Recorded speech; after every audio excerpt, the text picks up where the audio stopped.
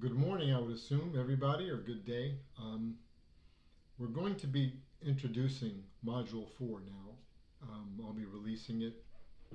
And, we just covered some of our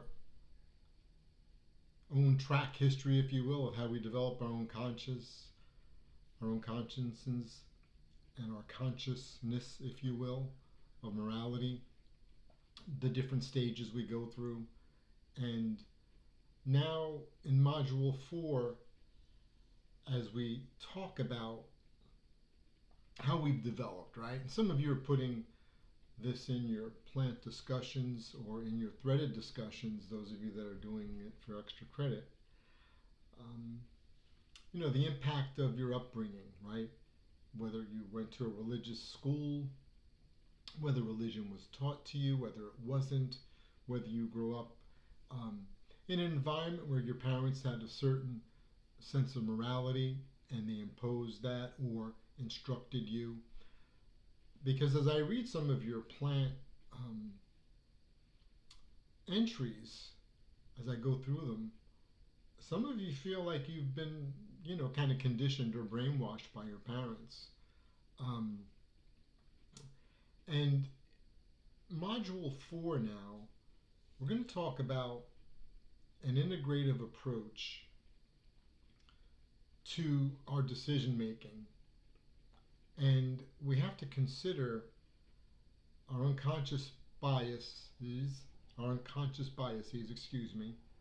um, pressures that are put on us, peer pressure or organizational pressure from our employer, our bosses, and whether or not we have principled frameworks, um, internal controls, right, in place to keep us on check. So, what we want to talk about is uncovering biases, right? And we have, when we read in Boss, these defense mechanisms, if you will, or human limitations to ethical decision making, if you will. And they're all types, right?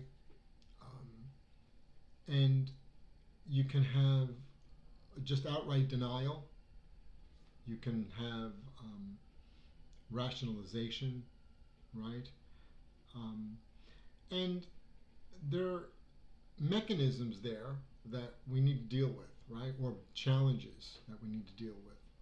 Because we always want to feel like, hey, we're doing the right thing, thinking the right way, but maybe we're not. Maybe there's a hidden bias, right? A precondition.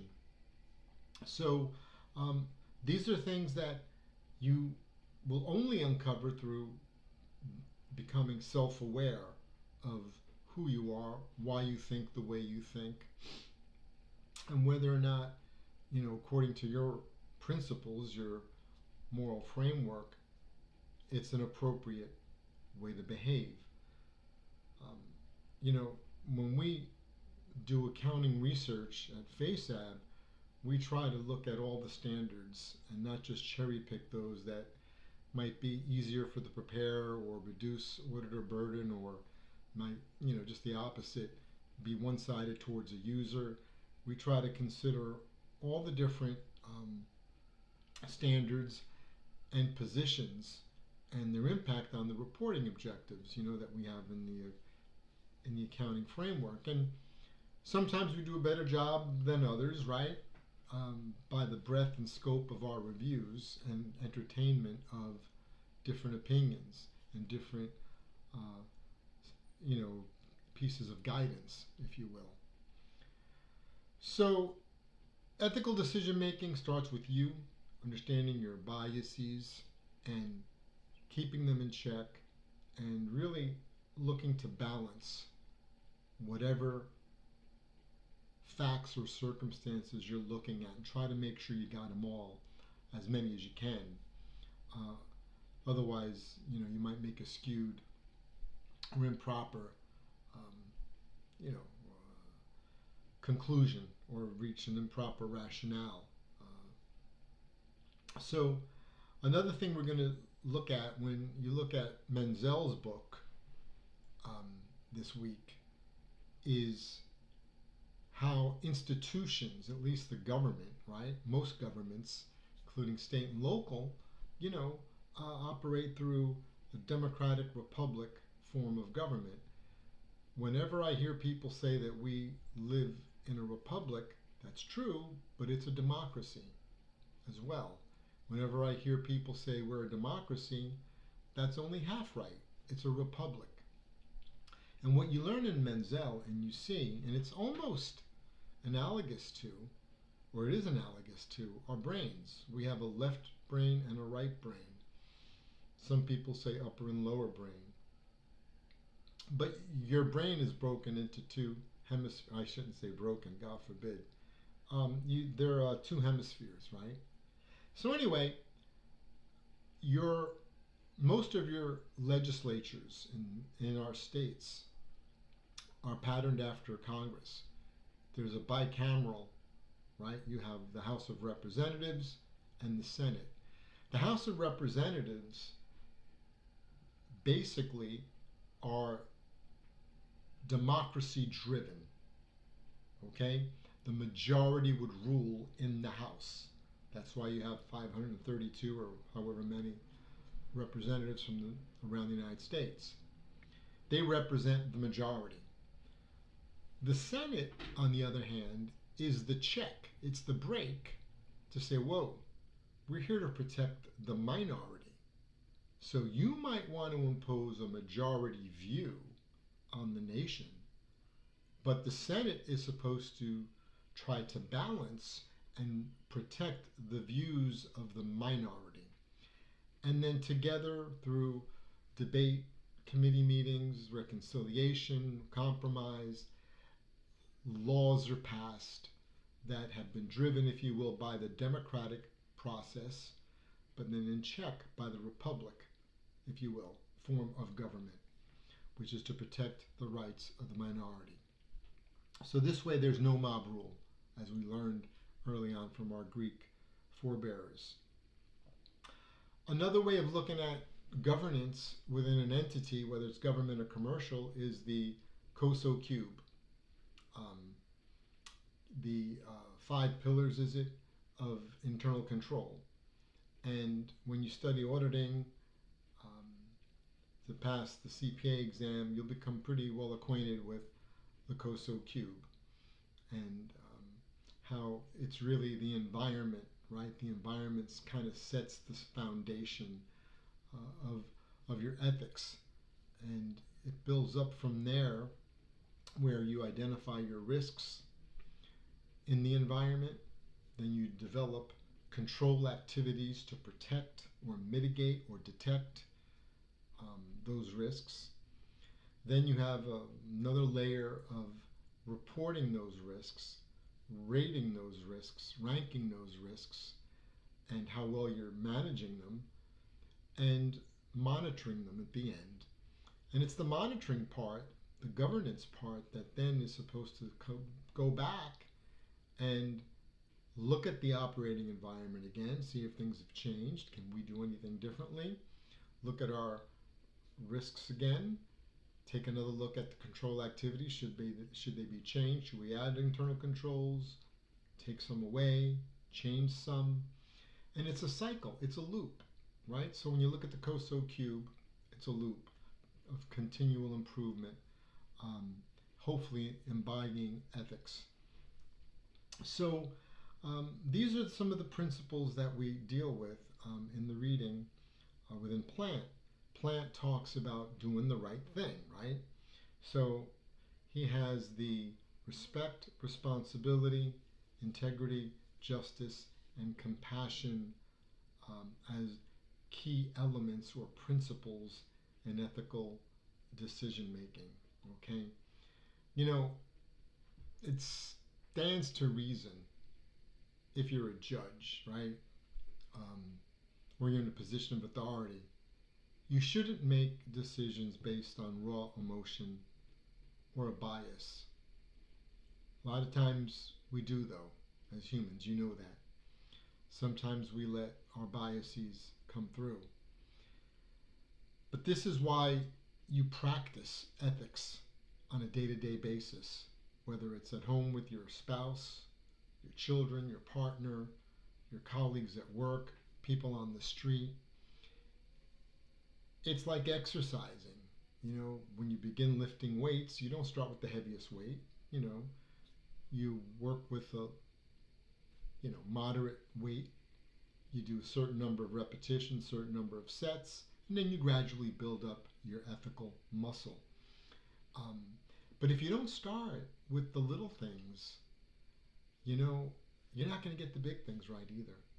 So in Module 4, enjoy the reading, start seeing the bigger picture that institutional ethics, rational decision making, critical thinking starts with us. And if we're flawed, and we know we are, I'm flawed, I've got my biases, no doubt about them, but at least I know what mine are, and I can reasonably keep them in check.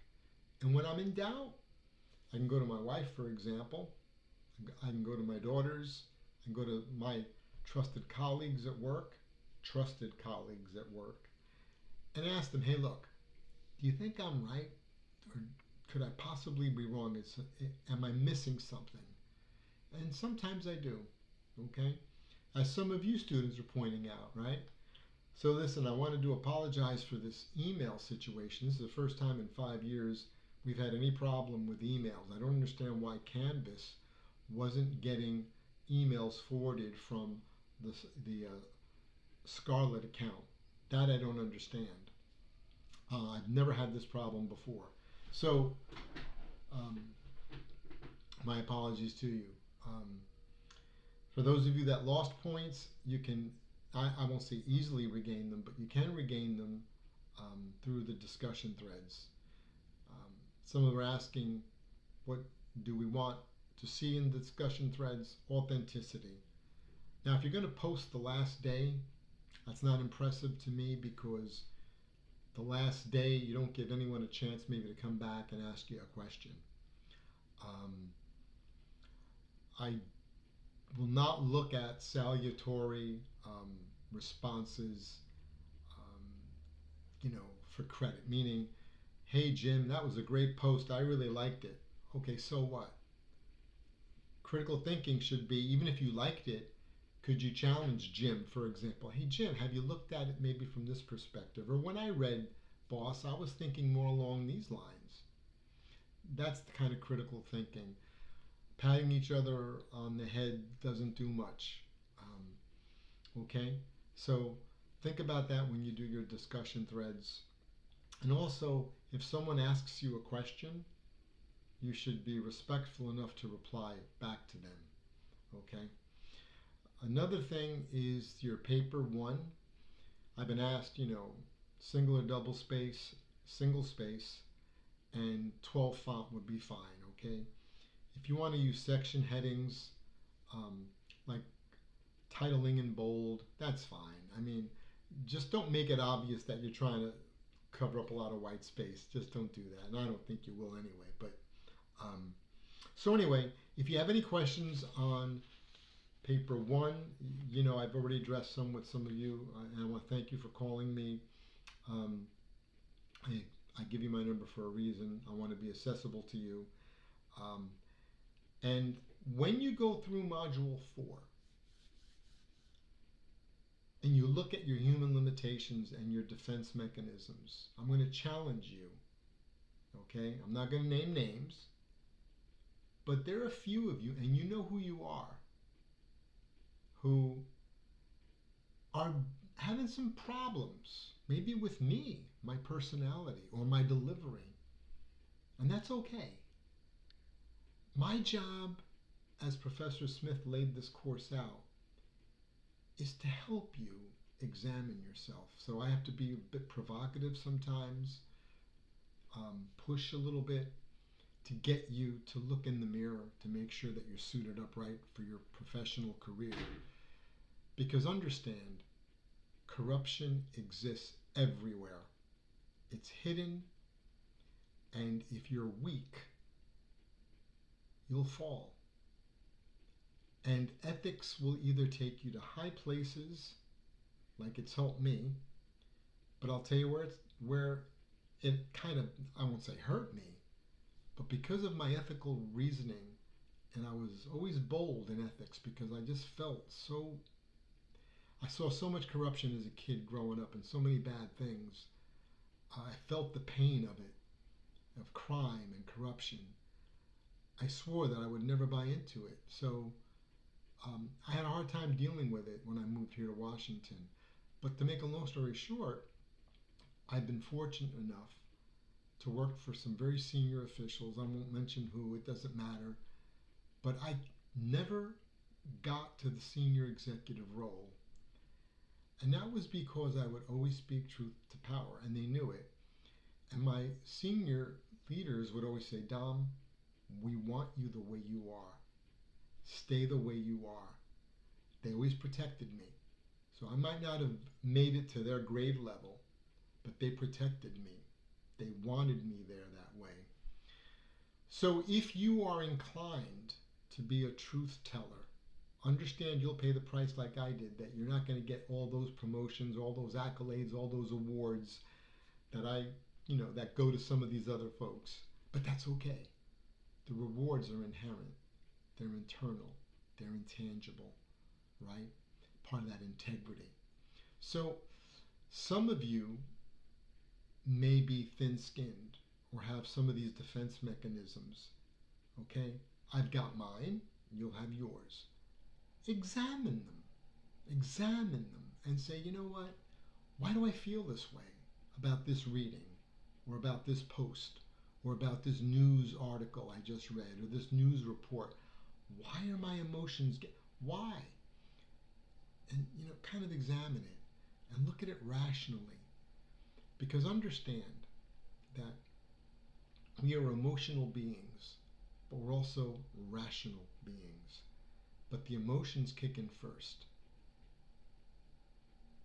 It goes without saying that provocateurs, such as your politicians, your media outlets, your advertisers, are all gearing to the emotion, right? You look at a Subway commercial or a Burger King commercial, they're trying to get the emotions going, so you go out and buy their products. It's the same thing with news digestion or getting the population to think a certain way. There's a lot of psychology involved. Try to make sure you cover all the different diverse opinions and then make up your mind. Best way to be. I've spoken too much. Any questions, you let me know. Have a great week. Take care.